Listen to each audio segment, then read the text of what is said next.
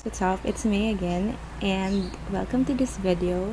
As you saw in the previous clip, we went to the fully booked coffee project fully booked in Evia, and that was my first time going there. It was so nice, it was so amazing. It is living my dream. Good coffee, good food, good books, and as in, it's my newest favorite coffee project branch. Like, it will be forever.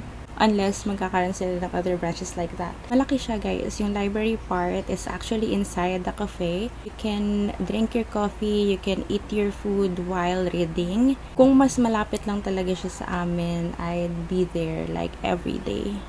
I actually had my Kindle. I brought my Kindle there, but since nandun na yung library, sayang naman na hindi ako humiram ng book, so as in, i-pick up mo lang yung book, the shelves or the books are arranged randomly, kahit saan kang part umupo, meron kang mapipili sa isang shelf. Anyway, I had my Kindle with me. I was reading a book pick for a book club, but of course, nandun na tayo sa library, so pumili ako ng book from there.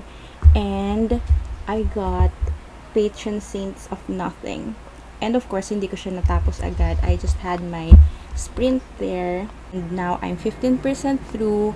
I downloaded it on my Kindle. This is about Jay.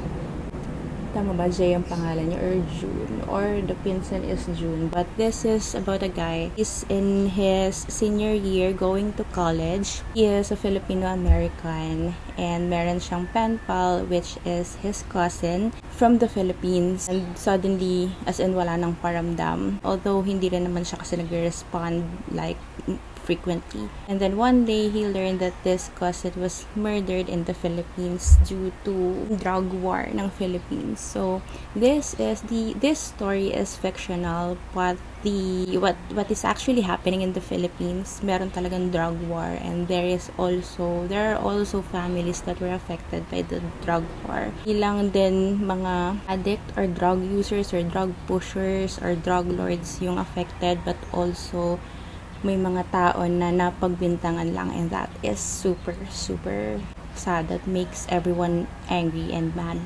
Some are also supporting it kasi they see the changes that it is bringing to the society or to the country. But still, everybody can agree na this is that way, or the drug war is a brutal way to end the drug culture in the Philippines. Different classes, different kinds of people, types of lifestyle, meron at merong involved sa drugs. And sana we start with not the bottom, but from the top. Anyway, that's what's happening right now, and that inspired this book, which is a very, very nice book. I am enjoying reading this. I understand all the characters here. Sometimes may nagtatalo rin sa isip ko na, are you overthinking everything? But yes, you should be overthinking everything because it's your, people that are affected and that are dying because of this drug war. So, yun. And I also have started Veritas conflict. From the previous vlog, wala pa akong movement on that kasi ang time ko lang magbasa is at night, and of course we don't have too much light for reading paggabi, and I don't want to do yung spotlights or lamps because madidisturb si Nemo. So, sa Kindle ako nagbabasa, kaya ang movement ko ay nasa Patron Saints of Nothing. So, those are the two books that I am currently reading. Anyway, I would also want to share with you the books that I have finished or I have read in the past month. I only have 4 books on my March read list. I had 4 also on February, and sobra lang talagang daming ganap sa trabaho. So, of course, priorities. I don't know if I will be doing TBRs pa.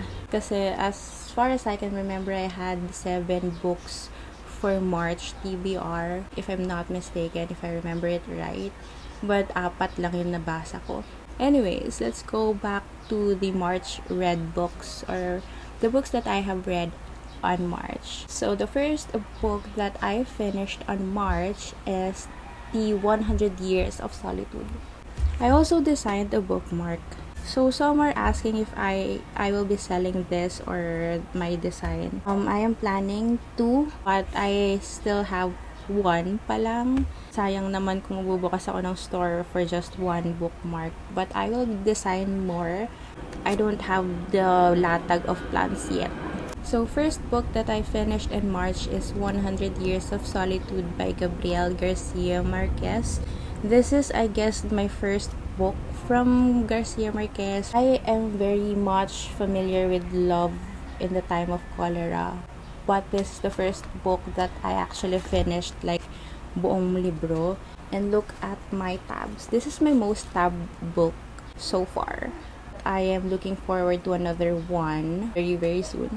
But so far, this is the most loved book for me. This is probably will be one of my top 5, if not the top favorite for this year, kasi maaga pa naman. I am super in love with this book. I rated it 4 though, kasi may times na I was bored because of the repetitions na nangyayari sa family, sa Buendia family. That's part of the plot though. So it's just me that I get bored on repetitions like that.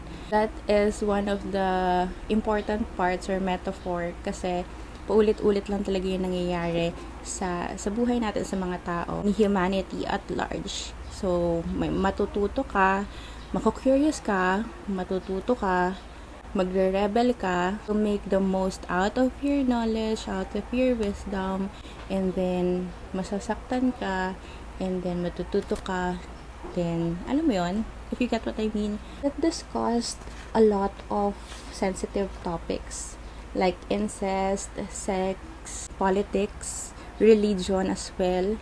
Ang daming ganap niya, kaya ang dami kong tabs, but this is one of my favorite books for all time. The second book that I finished or I have read in March is The Poet X by Elizabeth Acevedo, another favorite, which is unexpected. This is written in a poem style, and I am not really a fan of poems. By the way, going back, The Poet X is about the story of Shamara. Shamara is a young girl, physically strong siya, but she doesn't feel like she has this voice. Basically because in her family, in their household, hindi sila very open when it comes to communicating your feelings, your thoughts, your opinions, etc. That is the struggle of our main character. One of her ways to vent out is writing poems or writing her feelings in poems. So her twin brother gave her or gifted her this notebook, and siya nag-start na isulat lahat ng kanyang poems or lahat ng kanyang feelings and thoughts and ideas in that notebook. So basically para siyang diary but just in a poem style. Girl, sobrang ganda ng book. I would recommend this to someone na if you think that you don't have any voice or people don't listen to you or parang wala kang karapatan magsabi ng opinion mo, this is a good book. This is such a super nice book, super good book. It affected me so much, especially dun sa commentaries on the religion, family relationship, friendship, and just chasing your dream. The third book that I have read in March is Wuthering by Emily Bronte, and this is the only book that I did not enjoy, sadly. This is a classic that I was looking forward to, but I was kind of disappointed. Medyo nalito ako sa una kasi I included this in my February TBR because it was listed under romance. So, syempre, hindi nagbabasa ang lola mo ng blurb at ng excerpt. So, ng synopsis. So, hindi ko alam na hindi pala siya romance. Maybe a subplot of romance. But this is more of a gothic, eerie book, which is not also gothic and eerie for me. Ang dating niya to me is just people telling stories to each other about other people. Ang hirap i-describe. Ang hirap pala i-describe kapag hindi mo nagustuhan yung book. Normally, I don't talk about books that I don't like. Anyway, the last book that I have read in March, I just finished this yesterday. Last day ng March, girl. The Ocean at the End of the Lane by Neil Gaiman. This is also one of the book picks for the Mood Readers Club. And I loved it. Surprisingly.